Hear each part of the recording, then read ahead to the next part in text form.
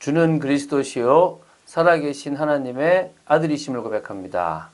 한 주간 말씀 속에서 인도받으셨습니까?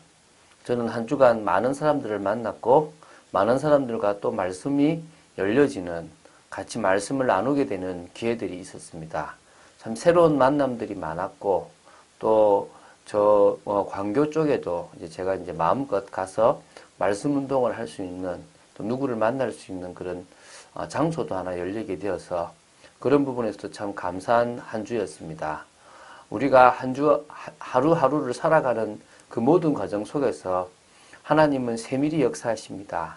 중요한 것은 그 모든 과정 속에서 하나님이 우리에게 가장 유익한 쪽으로 진행해 나가시는데, 우리는 그 모든 것들이 자꾸 속아가고 있다는 것입니다.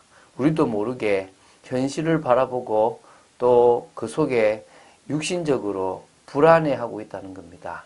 그러지 말기를 바랍니다. 복음 속에 있게 되기를 바랍니다. 은혜 속에 있게 되기를 바랍니다. 그런 응답을 누리는 오늘이 되기를 주 예수 그리스도 이름으로 축원드립니다. 자, 여호수아 13장 8절부터 23절을 볼 건데요. 사실은 33절까지 요단 동편에 있는 르우벤 지파, 그리고 갓 지파, 므낫세 반 지파에게 나누어졌던 기업으로 나누어졌던 그 지역과 성읍들에 대한 이야기들을 쭉 합니다.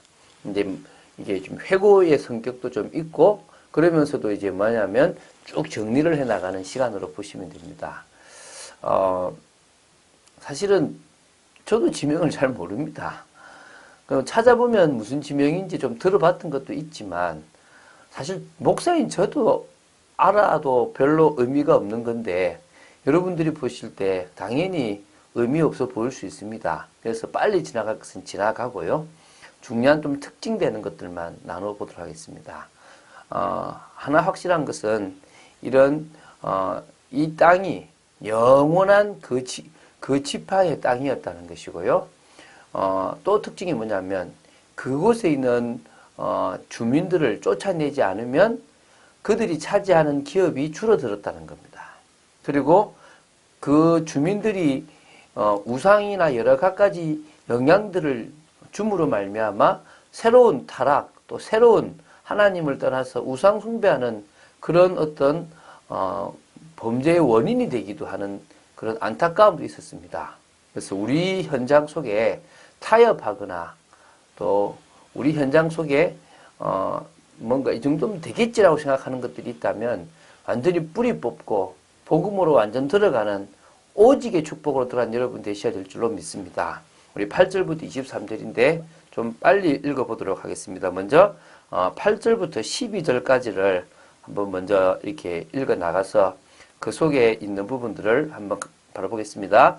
므낫세 반 지파와 함께 르우벤 족속과 갓 족속은 요단 저편 동쪽에서 그들의 기업을 모세에게 받았는데, 여호와의 종 모세가 그들에게 준 것은 이러하니 곧 아르논 골짜기 가에 있는 아로엘에서부터 골짜기 가운데 있는 성읍과 디본까지 이르는 메드바 온 평지와 헤스본에서 다스리던 아모리 족속의 왕 시온의 모든 성읍 곧 암몬 자손의 경계까지와 길르앗과 및 그술 족속과 마가 족속의 지역과 온 헤르몬 산과 살르가까지 온 바산 곧 르바의 남은 족속으로서 아스다롯과 에드레이에서 다스리던 바산 왕 옥의 온 나라라. 모세가 이 땅의 사람들을 쳐서 쫓아냈어도, 요 뒤를 이어지는데 요만큼은 먼저 봤습니다.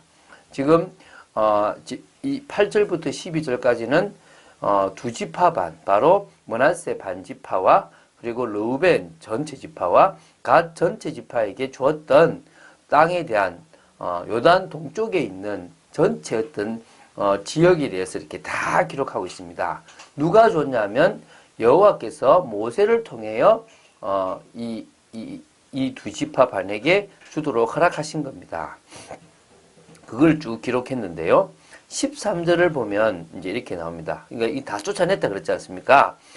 13절에 그술 족속과 마가 족속은 이스라엘 자손이 쫓아내지 아니하였으므로 그술과 마가시 오늘까지 이스라엘 가운데에서 거주하니라. 예, 요단 동편에서도 서편 쪽에서도 쫓아내지 못한 그런 그 가나안 원주민들이 있었던 것처럼 여기서도 지금 동편에서도 이 쫓아내지 않았던 그런 원주민들이 있었는데요. 대표적인 게 어디냐면 그술 족속과 마아가 족속입니다. 이 책을 기록할 이 여호수아서를 기록할 그 당시만 해도 당연하게 그들이 남아 있었다는 것들을 알 정도로 이렇게 알려진 사람이라고 보시면 되겠고요. 자, 여기서 중요한 게 이들이 지금 쫓아내지 않았기 때문에 앞에서 말했던 것처럼 이스라엘 자손들이 기업으로 얻어야 될 것들이 뭐요? 줄어드는 겁니다. 어떤 의미에서 우리가 물질적으로 왜 어려움을 당하고 직장이나 현장에서의 우리의 영역이 줄어드냐면 믿음으로 도전하고 말씀 따라 도전해야 되는데 요 정도면 되겠다라고 하는 안주함 때문에 그 땅을 차지하지 못하여 경제적으로도 어려움을 당하고 많은 일들이 생긴다는 겁니다. 이때와 마찬가지라고 보시면 되겠죠. 자, 그리고 14절은 좀 중요한 겁니다. 보겠습니다. 오직 레위 지파에게는 여호와가 기업으로 준 것이 없었으니 이는 그에게 말씀하신 것과 같이 이스라엘의 하나님 여호와께 드리는 화제물이 그들의 기업이 되었음이더라. 레위 지파는 기업을 받지 못했습니다. 근데 이게 일정 기간만 그런 게 아니라 그 이스라엘 땅 전체에 그들이 기업을 계속적으로 받지 못했다는 겁니다.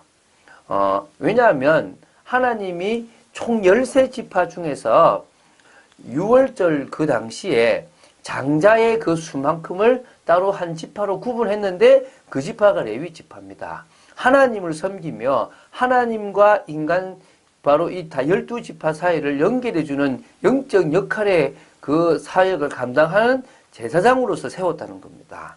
그래서 그들에게는 사실은 11조가 바로 12지파가 내는 11조가 예물입니다. 제가 한 청년한테 그랬습니다. 지금도 11조를 내야 된다 말아야 된다 막 그런 말이 많은데요. 쉽게 생각하면 됩니다.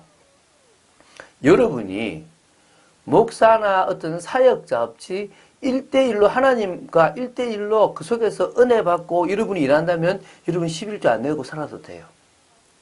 그런데 그거 아니고 목회자를 통해서 은혜를 받는다든지 사역자를 통해서 은혜를 받아야 되는 사람이라면 여러분들은 하나님이 주신 물질 중에 내시면 돼요. 쉽게 생각하면 11조가 뭐냐면 하나님이 전적으로 하나님의 일을 하게 하여 일하는 사람들에게 은혜를 주기 위해서 세운 사람들이라고 보시면 됩니다. 그래서 이 레위 지파에게는 뭐가 없다고요? 기업이 없었다는 겁니다. 그리고 그들에게 뭐가요? 화제물이 기업이 됐다는 겁니다. 화제물이라는 것은 불로 태워지는 제물인데요. 소제도 또 곡물 제사도 불로 태워지고 화목제도 불로 태워지고 속건제도 불로 태워지고 위임식 제사에 있는 것도 불로 태워집니다. 번제도 불로 태우는데 그는 다 태워버리기 때문에 우리 제사장들이 먹지 않았다는 겁니다. 자, 또 15절부터 22절까지를 쭉 빨리 가겠습니다. 모세가 르우벤 자손의 지파에게 그들의 가족을 따라 기업을 주었으니 그들의 지역은 아르논 골짜기 가에 있는 아로엘에서부터 골짜기 가운데 있는 성읍과 메드바 곁에 있는 온 평지와 헤스본과 그 평지에 있는 모든 성읍 곧 디본과 밤못 바알과 벳 바알 모온과 야하스와 그데목과 메바앗과 기랴다임과 신마와 골짜기의 언덕에 있는 세레사알과 벳보올과 기스가 산기슭과 벤여시봇과 평지 모든 성읍과 헤스몬에서 다스리던 아모리 족속의 왕 시온에 온 나라라. 모세가 시온을 그 땅에 거주하여 하는 시온의 군주들 곧 미디안의 귀족 에비와 레겜과 술과 훌과 레바와 함께 죽였으며 이스라엘 자손이 그들을 살육하는 중에 부올의 아들 점술과 발람도 칼날로 죽였더라. 자, 지금 르우벤 자손의 지파에게 준 것들을 쭉 상세합니다. 24절부터는 갓 자손과 또 그리고 므낫세 반 지파에게도 주는데요. 그냥 쭉 보시면 됩니다. 위에 것하고 이렇게 같이 이렇게 중복되는 것도 있죠, 그죠? 자, 그 중에 지금요, 바못 바알이라는 것과 벳바알므온이라는 게 있습니다. 그 중에 이 바못 바알이라는 것은요, 바알 신의 산당이라는 의미를 가지고 있거든요. 사실 이 지역이 정확하게 어딘지는 사실은 알 수 없대요. 단지 요단강 동편 고원 서쪽 경계 부근에 있는 아마 느보산 근처로 추정을 합니다. 왜냐하면 발굴을 했는데 많은 돌단들이 거기서 발견되어서 아마 신전이 세워지지 않았겠나라고 추측을 하기 때문에요. 그것입니다. 그런데 지금 그 두 개 지역, 아까 말했지만 바못 바알과 벳바알므온이라는 두 곳에는 바알의 이름이 들어갑니다. 이 말은 그 당시에 바알 신을 상당히 많이 섬겼다는 것들을 우리가 추측해 볼 수 있고요. 또 하나 우리가 좀 볼게요. 부올의 아들 점술과 발람에 대한 겁니다. 제가 민수기 22장부터 25장에 나오는 발람에 대한 얘기를 읽었을 때는 참 믿음 좋은 발람으로 보여요. 그런데 그때 제가 그 대학생 때 전사님이 안 좋게 얘기하는 거예요. 왜 안 좋겠냐고 이렇게 생각해 보니까 이 여호수아서 기점을 통해서요, 점술가라는 평가, 또 돈에 팔린 이 목회자라는 개념인 거죠. 발락이 돈으로 유혹하니까 가고 싶었기 때문에 가려고 했다는 거죠.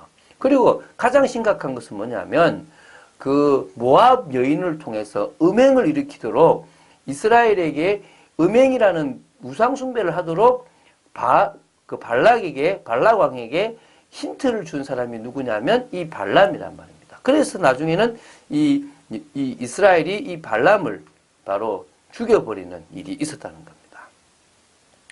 르우벤 자손의 서쪽 경계는 요단과 그 강가라. 이상은 르우벤 자손의 기업으로 그 가족대로 받은 성읍들과 주변 마을들입니다. 자, 지금 쭉 나왔습니다. 그냥 지명들은 상세하게 볼 필요가 없고요. 한마디로 말씀을 확실히 붙잡았다면 확실히 쫓아낼 수 있습니다. 여러분 속에 말씀이 심겨지게 되기를 바랍니다. 흔들리지 않을 만큼 분명한 말씀을 붙잡으시기 바랍니다.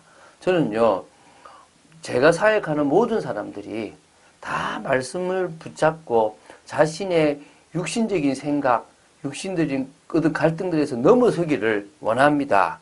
그럴 수 있도록 하나님은 늘 말씀을 주시고 계십니다. 확신 있고 이제는 동기가 아니라 말씀이 기준이 되어 살아가는, 그래서 중요한 시간을 가지는 사람 되기를 원합니다.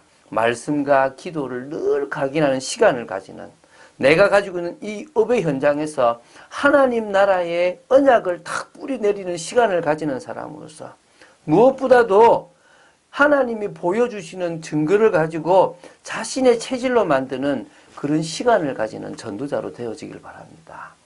은혜 아니면 살아갈 수 없습니다. 믿습니까? 끝까지 은혜로 살아가는 여러분, 또 내일 주일을 준비하는 여러분 되시기를 주 예수 그리스도 이름으로 축원드립니다. 주는 그리스도시요 살아계신 하나님의 아들이심을 고백합니다. 하나님, 이스라엘 백성들이 믿음으로 쫓아내지 못하여 기업이 줄어들었던 것처럼 이 시대에도 저희들이 믿음으로 현장을 복음화시키지 못하여 저희들이 경제적으로나 또한 여러 가지로 어려움을 당하지 않도록 하나님 저희들에게 믿음을 허락하시고 은혜를 허락하여 주시옵소서. 하나님이 하시는 역사 속에 있기를 간절히 소원합니다. 주 예수 그리스도 이름으로 기도드립니다. 아멘.